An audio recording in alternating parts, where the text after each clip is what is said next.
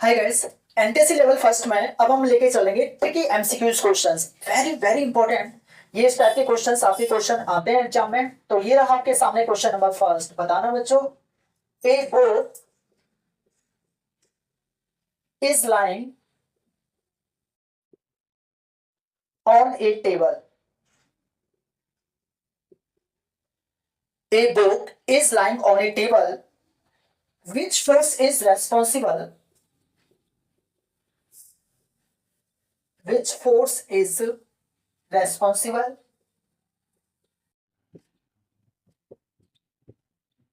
Which force is responsible for the book? For the book. Which force is responsible for the book remaining at rest? Which force is responsible for the book remaining at rest? Remaining at rest. Question mark. तो बच्चों ये रहा आपके सामने option A, gravitational force.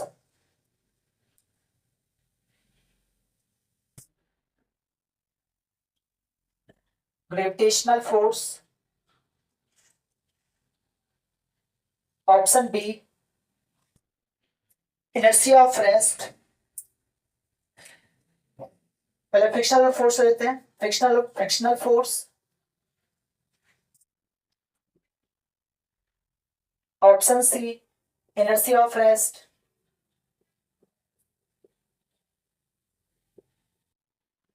And option D, normal reaction.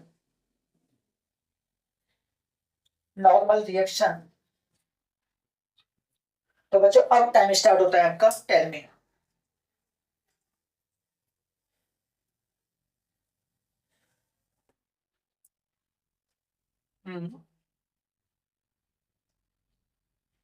अच्छा, हाँ अब बताइए ना। सी। सी। ए। सी। आंसर है सी ऑप्शन। बिल्कुल सही बताया आपने। Correct answer is C. Actual में क्या है, एक बुक है जो टेबल पर पड़ी हुई है। तो which force is responsible for the book remaining at rest. तो अब एक्चुअल में क्या है कि रेस्ट में वो बुक जो है ना उस पर मतलब कौन सा फोर्स उस पर लग रहा है। आपको पता है कि जब भी कोई ऐसी बुक पड़ी हुई हो, ठीक है ना, अपनी रेस्ट पोजीशन में पड़ी हुई है, तो यानी कि उस पर लगने वाले जो बैलेंस फोर्स होंगे वो क्या होंगे, इक्वल होंगे। बैलेंस फोर्स इक्वल होंगे, यानी कि कोई भी एक्स्ट्रा मतलब कोई एक्सटर्नल फोर्स नहीं लग रहा है, right. Net external force zero है। तो यानी कि किसके कारण है, answer is inertia of rest. ठीक है, इनर्शिया ऑफ रेस्ट। अब पता है बच्चा कहां गलती करता है। वो क्या करता है कि यार टेबल पर पड़ी हुई है तो यानी कि क्या फोर्स लग रहा है, ग्रेविटी। ग्रेविटी वहां पर यूज कर लेता है, जबकि वो गलत है। ठीक है, यहां पर इस केस में आपको इनर्शिया ऑफ रेस्ट का ही आंसर होगा। तो इसमें लिखिए बच्चों, द करेक्ट आंसर इज, अब राइट कर लीजिए आप। आपने बिल्कुल सही आंसर बताया। The correct answer is C option correct होगा, इनर्शिया ऑफ रेस्ट। ठीक है, इसके पीछे कंसेप्ट लिखिए।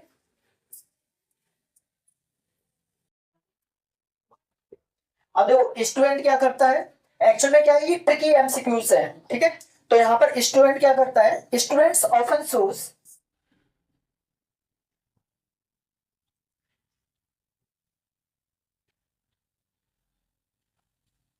क्या चूज करता है वो, ग्रेविटी और नॉर्मल फोर्स।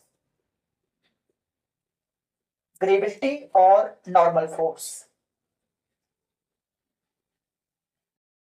ग्रेविटी और नॉर्मल फोर्स वो यूज करता है।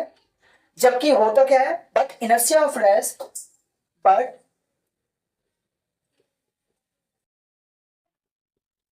inertia of rest keeps it at rest। तो बच्चों ये इसका आंसर। तो पहले राइट कर लीजिए, फिर आगे चलते हैं। क्वेश्चन नंबर 2 की बात करते हैं। तो बच्चों ये रहा आपके सामने क्वेश्चन नंबर सेकंड। बताना गाइस, ट्रिकी क्वेश्चन है, एनटीएससी लेवल का फर्स्ट क्वेश्चन, फर्स्ट स्टेज का। बताइए, ए बॉल मूविंग, ए बॉल, आप राइट बाद में कर लेना वाली, पहले समझ लो फिर बताना तुरंत। ए बॉल मूविंग एक बॉल मूव कर रही है on A frictionless surface, on A frictionless surface, यानी कि फ्रिक्शन नहीं है, ठीक है। ऑन ए फ्रिक्शनलेस सरफेस यानी कि समझ जाना, तो फिर स्मूथ सरफेस होगा। विल होगा, क्या होगा? ऑप्शन ए, अब आपको बताना है। Stop after some time, ball जो होगी बच्चों वो स्टॉप हो जाएगी आफ्टर सम टाइम।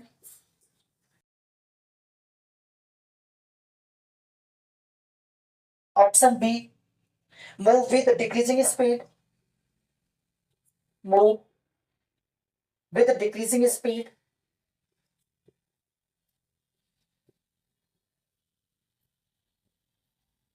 यानी कि स्पीड कम होते होते होते हुए डिक्रीज होती जाएगी, मतलब मूव होते हुए decreasing speed. Option C, move with constant velocity, move with constant velocity.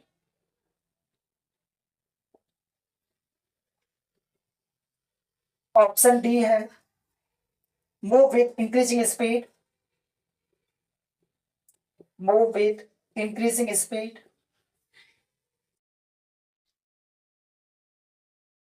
बताइए बच्चों, 30 सेकंड का टाइम।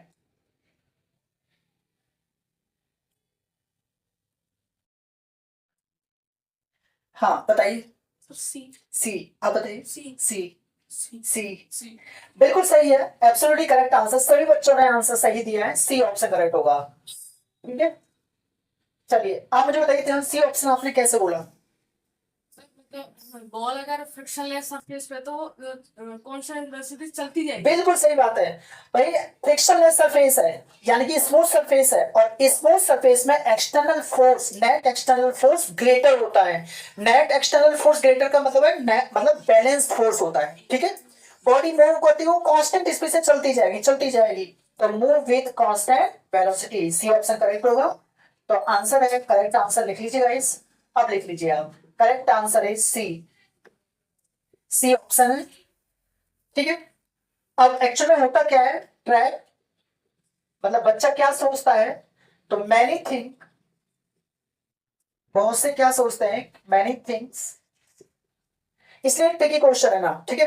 तो बहुत से क्या सोचते हैं वो लिख रहा हूं, many think it will stop, it will stop. ऐसे बहुत से बच्चे सोचते हैं कि भाई ये आगे चल कर ना रुक जाएगी, इट विल स्टॉप। जबकि ये सब क्या है, जबकि क्या है बच्चों, ये रॉन्ग, ये रॉन्ग है। यानी कि विदाउट एक्सटर्नल फोर्स नहीं रुकेगी, without external force, without external force के ये नहीं रुकेगी, ठीक है। तो इसलिए आंसर, करेक्ट आंसर इसका सी है, मूव विद कांस्टेंट वेलोसिटी से मूव करती रहेगी, ठीक है बच्चों। आगे समझ में, इसको राइट कर लीजिए, फिर नेक्स्ट चेक करके चलते हैं, क्वेश्चन नंबर थर्ड लेके चलते हैं इसके बाद। तो बच्चों ये रहा आपके सामने very important question number third, question number third very very important है बच्चों, ठीक है। इस पर डबल स्टार लगा देना।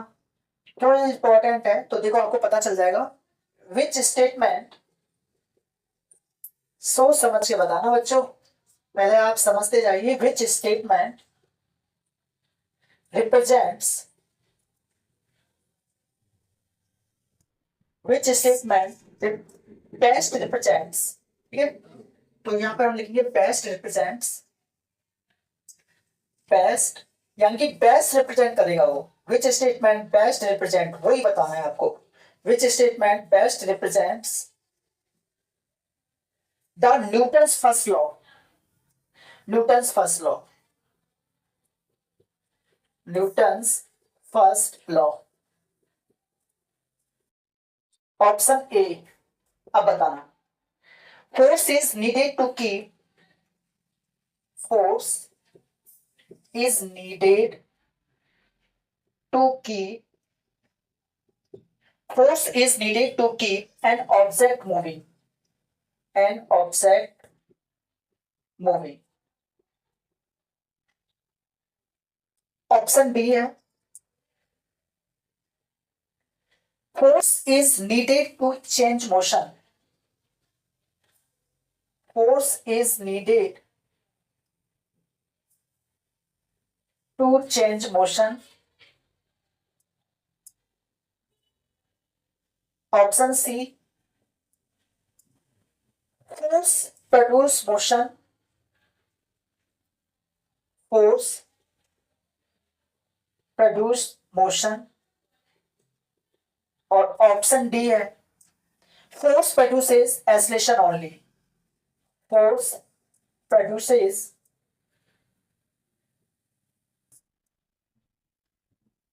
acceleration only.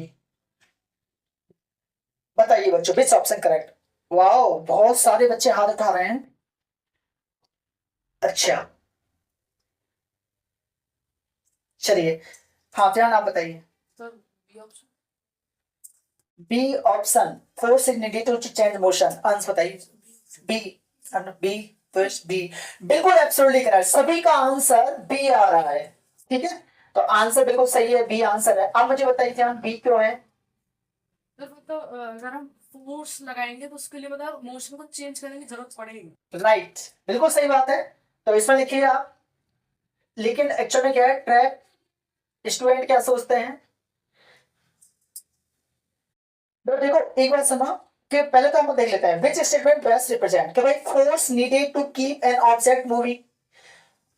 क्या फोर्स मतलब ऑब्जेक्ट को मूव कर रहा है, ठीक है, तो एक्चुअली क्या है कि आपको ये देखो, यहां पर भी बात आ रही है कि भाई कोई भी ऑब्जेक्ट मूव कर रहा है, ठीक है, तो फोर्स तो लगेगा ही, ठीक है, वो तो लग ही रहा है फोर्स, है ना, लेकिन ये नहीं कह रहा है कि वो कांस्टेंट मूविंग है ना, कांस्टेंट वेलोसिटी तो नहीं कह रहा है ना, इसने बोल दिया बेस्ट, इसने यहां लगा दिया बेस्ट, बेस्ट रिप्रेजेंट कर रहा है, वो स्टेटमेंट बताना है। फोर्स प्रोड्यूस मोशन, बिल्कुल सही है भाई कि फोर्स प्रोड्यूस मोशन प्रोड्यूस करता है, ठीक है जी, है ना, लेकिन वो अगर आपका velocity minus constant velocity motion में है तो आपका फोर्स जो कैसे होंगे, बैलेंस